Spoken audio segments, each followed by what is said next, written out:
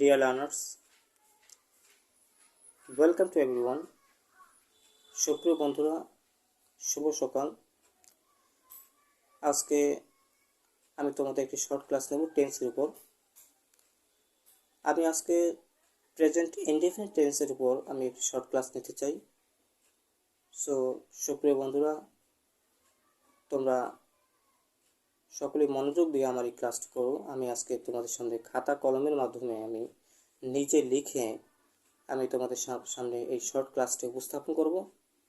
So let's enjoy this short class. সুপ্রিয় বন্ধুরা, আমি আজ তোমাদের সম্মুখে একটি শর্ট ক্লাস নিব, যেটি হচ্ছে প্রেজেন্ট ইনডেফিনিট টেন্স সম্পর্কে।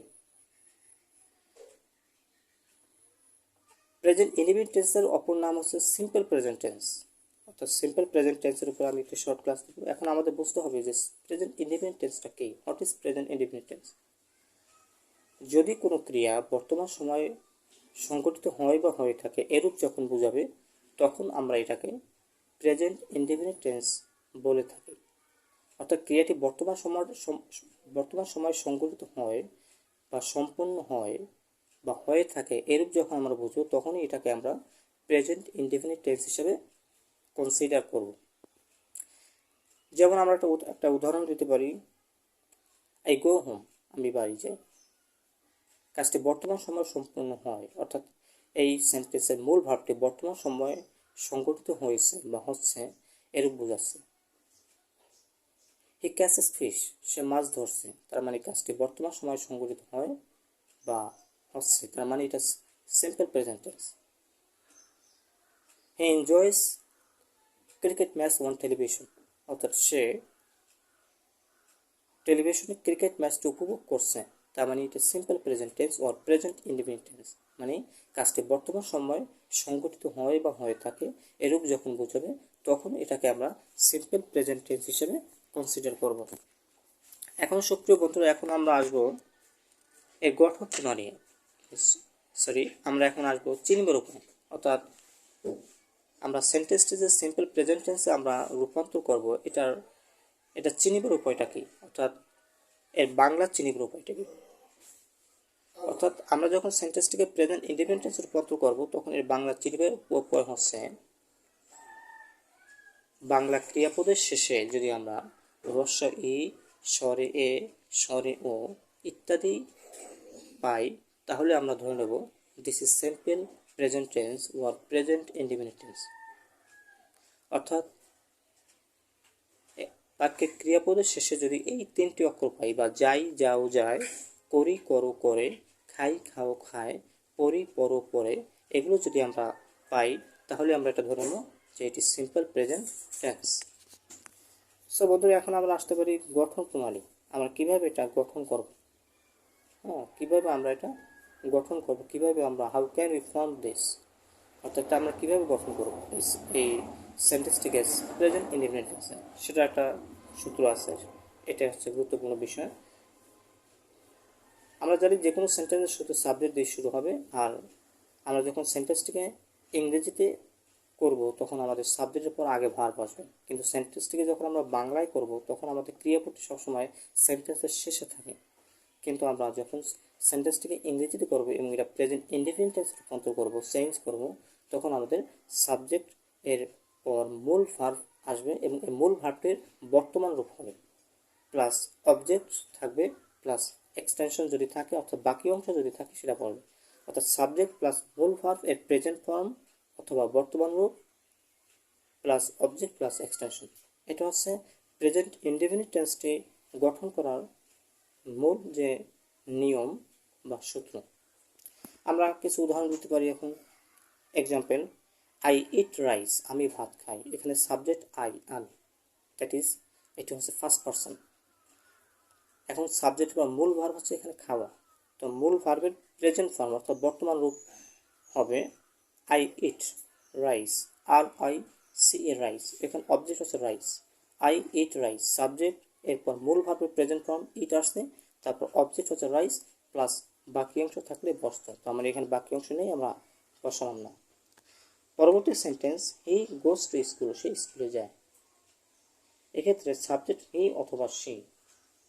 এক্ষেত্রে মূল ভার্ব হচ্ছে গোস, তার মানে সাবজেক্ট পর মূল ভার্বের বর্তমান রূপ হবে প্লাস অবজেক্ট প্লাস এক্সটেনশন, অর্থাৎ এখানে অবজেক্ট হচ্ছে কোথায় যায়, সে স্কুলে যায়, এটা হচ্ছে অবজেক্ট প্লাস বাকি অংশ থাকলে বসতো হি গোস টু স্কুল। তার মানে subject plus object plus subject plus মূল ভার্বের present form plus object plus extension. আমরা এখন পরবর্তী সেন্টেন্সে আসি। দে সুইম ইন দ্য রিভার, অর্থাৎ তারা নদীতে সাঁতার কাটছে। কাজটি ক্রিয়াটি বর্তমানে সংঘটিত হচ্ছে, তার মানে এটি সিম্পল প্রেজেন্ট টেন্স। এখন এটি আমরা কিভাবে গঠন করব? প্রথমে সাবজেক্ট আসবে, যে সাবজেক্ট হচ্ছে তারা, মানে এটা হচ্ছে সাবজেক্ট। তারপর এখানে মূল ভার্ব হচ্ছে সাঁতার কাটা। হ্যাঁ, দ্য সুইম আচ্ছা মূল ভার্ব, তা মূল ভার্বের প্রেজেন্ট ফর্ম হবে, অর্থাৎ বর্তমান রূপ হবে দে সুইম, কোথায় সাঁতার কাটছে, object in the river, they swim in the river. তো সাবজেক্ট প্লাস মূল ভার্বের present form plus object plus extension. So বন্ধুরা, পরের আমরা সেন্টেন্সটিকে দিকে তাকাই। ইউ রিড এ নোভেল, অর্থাৎ তুমি একটি উপন্যাস পড়ো। এটাও কিন্তু সিম্পল প্রেজেন্ট টেন্স, অর্থাৎ ক্রিয়াটি বর্তমানে সংঘটিত হচ্ছে বা হয়, এটা বোঝাচ্ছে, তার মানে এটাও সিম্পল প্রেজেন্ট টেন্স। এটা গঠন করার জন্য আমাকে সাবজেক্ট আনতে হবে। এখানে সাবজেক্ট ইউ, এবং আমরা জানি ইউ হচ্ছে সেকেন্ড পারসন। তো সাবজেক্ট পর মূল ভার্বের প্রেজেন্ট ফর্ম, এখানে মূল ভার্ব হচ্ছে পড়া, রিড, আর রিডের প্রেজেন্ট ফর্ম রিডই হবে। ইউ রিড এ, অবজেক্ট হচ্ছে নোভেল, তা সাবজেক্ট প্লাস মূল ভার্বের প্রেজেন্ট ফর্ম রিড প্লাস এ প্লাস অবজেক্ট হচ্ছে নোভেল প্লাস বাকি অংশ থাকলে বসত। We catch fish in the pond, আমরা পুকুরে মাছ ধরছি। এটাও কিন্তু সিম্পল প্রেজেন্ট টেন্স, কাজটি বর্তমানে সংঘটিত হয়, ক্রিয়াটি বর্তমানে সংঘটিত হচ্ছে বোঝাচ্ছে, তার মানে এটাও সিম্পল প্রেজেন্ট টেন্স। তো এখানে সাবজেক্ট উই, আর এখানে সাবজেক্ট বা মূল ভার্ব হচ্ছে মাছ ধরা, অর্থাৎ মূল ভার্ব হচ্ছে ধরা, অর্থাৎ এখানে ধরা হচ্ছে মূল ভার্ব, তার মানে ক্যাচ। হ্যাঁ, এটা হচ্ছে মূল ভার্ব। এই মূল ভার্বের প্রেজেন্ট ফর্ম হবে, এর কোনো চেঞ্জ নেই, অর্থাৎ মূল ভার্বের প্রেজেন্ট ফর্মই বসবে। সাবজেক্ট বা মূল ভার্বের প্রেজেন্ট ফর্ম প্লাস অবজেক্ট হচ্ছে এখানে ফিশ। তো উই ক্যাচ ফিশ, আমরা মাছ ধরি, সাবজেক্ট প্লাস মূল ভার্বের প্রেজেন্ট ফর্ম প্লাস অবজেক্ট, এবং এক্ষেত্রে বাকি অংশ হচ্ছে ইন দ্য পন্ড, অর্থাৎ কোথায় মাছ ধরে, পুকুরে মাছ ধরে, এটা হচ্ছে বাকি অংশ, ইন দ্য পন্ড। তো সুপ্রিয় বন্ধুরা, আজকে আমি একটি গুরুত্বপূর্ণ শর্ট তোমাদের সামনে উপস্থাপন করতে যাচ্ছি, যেটি হচ্ছে সিম্পল প্রেজেন্ট টেন্স অথবা প্রেজেন্ট ইনডেফিনিট টেন্সের বেলায় যদি সাবজেক্টটি থার্ড পারসন সিঙ্গুলার নাম্বার হয়, সেক্ষেত্রে আমাদেরকে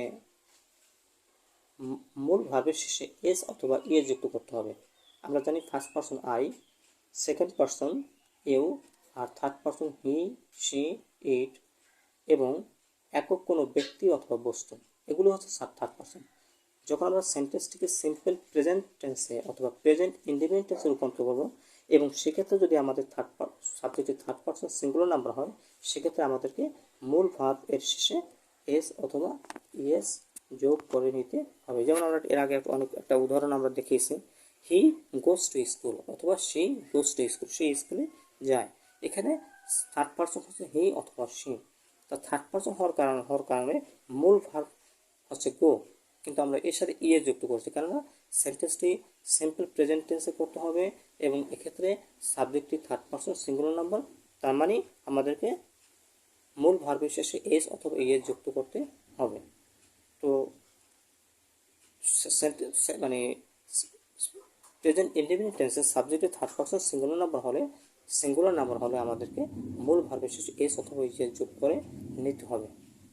আর সুপ্রিয় বন্ধুরা, আমরা সিম্পল প্রেজেন্ট টেন্সে চিরন্তন সত্যযুক্ত বাক্যে যা আছে তাই থাকবে, অর্থাৎ চিরন্তন সত্যযুক্ত বাক্যে আমাদের মূল ভার্ব শেষে এস অথবা ইয়ে যুক্ত করতে হবে। কারণ আমরা চিরন্তন সত্যযুক্ত বাক্যে আমাদেরকে সাবজেক্টটিকে থার্ড পারসন আমরা হিসাবে ধরে নেই, অর্থাৎ এক্ষেত্রে সাবজেক্টে থার্ড পারসন হয়, তার মানে এক্ষেত্রে মূল ভার্ব শেষে এস অথবা এ যুক্ত করতে হবে। যেমন every mother loves her child, অর্থাৎ প্রত্যেক মা তার সন্তানকে ভালোবাসে। এখানে এভরি মাদার, প্রত্যেক মা, তার মানে এভরি মাদার হচ্ছে থার্ড পারসন, তার সাবজেক্টে থার্ড পারসন হওয়ার কারণে এক্ষেত্রে আমাদেরকে, এবং এটি হচ্ছে চিরন্তন সত্যযুক্ত বাক্য, তার মানে মূল ভার্ব শেষে আমাদেরকে এস অথবা ইয়ে যুক্ত করতে হবে।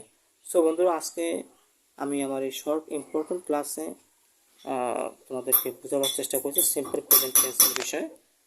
তো আজকে এই পর্যন্তই। আমার চ্যানেলটি, আমার ভিডিওটি তোমাদের ভালো লেগে থাকলে আমার ভিডিওতে একটি লাইক এবং একটি কমেন্ট করো, এবং আমার চ্যানেলটি ভালো লেগে থাকলে তোমরা অবশ্যই আমার চ্যানেলটি সাবস্ক্রাইব করে নাও। আমি নেক্সট পর্যায়ে আমি এই সেন্টেন্সের বা আরও শর্ট ক্লাস নেব, যাতে তোমরা উপকৃত হতে পারো। আমি লিখে তোমাদেরকে আমি হ্যান্ড নোটে লিখে তোমাদেরকে আমি শর্ট ক্লাস নিতে চাই। সো ভালো থেকো বন্ধুরা, আসসালামু আলাইকুম।